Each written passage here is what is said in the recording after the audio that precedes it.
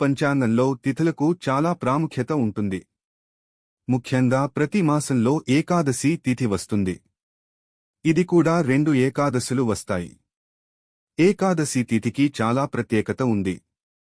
ఇలా చూస్తే ఏడాదిలో మొత్తం 24 ఏకాదశులు ఉంటాయి. చాలామంది పంచాంగంలో వచ్చే చాలా వ్రతాలు, పూజలు చేసుకుంటూ ఉంటారు.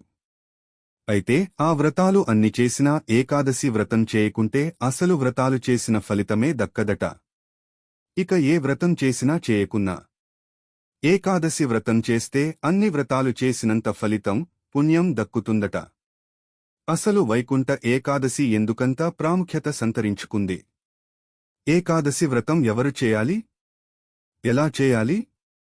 తెలుసుకుంటే పుష్యమాసంలో సంక్రాంతి పండుగకు ముందు వచ్చే ఏకాదశిని వైకుంఠ ఏకాదశి అంటారు. వైకుంఠ ఏకాదశి రోజు ఉత్తర ద్వార దర్శనం ఉంటుంది. వైకుంఠం ఆ శ్రీమన్నారాయణుని నివాసం. ఈ వైకుంఠ ఏకాదశి రోజు వైకుంఠ ద్వారాలు తెరుచుకుంటాయి.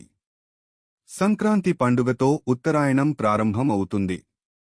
ఉత్తరాయణ ప్రారంభంతో దేవతలకు రోజు ప్రారంభం అవుతుంది. అందుకే ఉత్తర ద్వార దర్శనం కేవలం శ్రీమన్నారాయణుడునే కాకుండా మొత్తం 3,000,000 దేవతల దర్శనం చేసిన ఫలితం ఇస్తుందట. ఏకాదశి వ్రతం.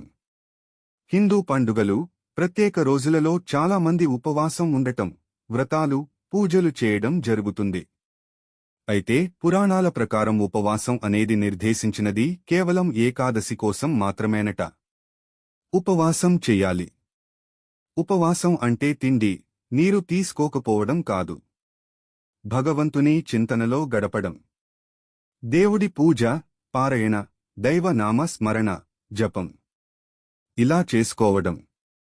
అలాగే అస్సలు తినకుండా అయితే ఉండాలనే నియమం లేదు. పూజ, జపం అయిపోయే వరకు తినకుండా చేసుకోవచ్చు. తరువాత పాలు, పండ్లు తీసుకోవచ్చు. ఇక్కడ కటిక ఉపవాసం చేస్తూ అదే నిజమైన ఉపవాసం అనుకోకూడదు. అలాగే ఇతర మతాలు, వారి పద్ధతులతో ఉపవాసాన్ని ఎప్పుడూ పోల్చుకోకూడదు. ఏకాదశి వ్రతం చేయాలని అనుకునే వారు వైకుంఠ ఏకాదశి రోజు సంకల్పించుకుంటే మంచిది. ఈ రోజు మొదలు ప్రతి నెలలో వచ్చే ప్రతి ఏకాదశికి ఉపవాసం ఉండటం, భగవన్నామ స్మరణ చేయడం, జపం, మనసు దేవుడి మీద ఉంచడం చేయాలి. ఇలా ప్రతి ఏకాదశికి చేస్తూ వస్తే అదే ఏకాదశి వ్రతం అవుతుంది. ఏదైనా ఆటంకాలు వస్తే తప్ప ఏకాదశి ఉపవాసం, పూజ, జపం, దైవ చింతన, దైవ పారాయణ తప్పకూడదు. ఇదొక్కటి పాటిస్తుంటే జీవితంలో సమస్యలన్నీ మంత్రించినట్టు మెల్లిగా తగ్గిపోతాయని పురాణ పండితులు చెబుతున్నారు.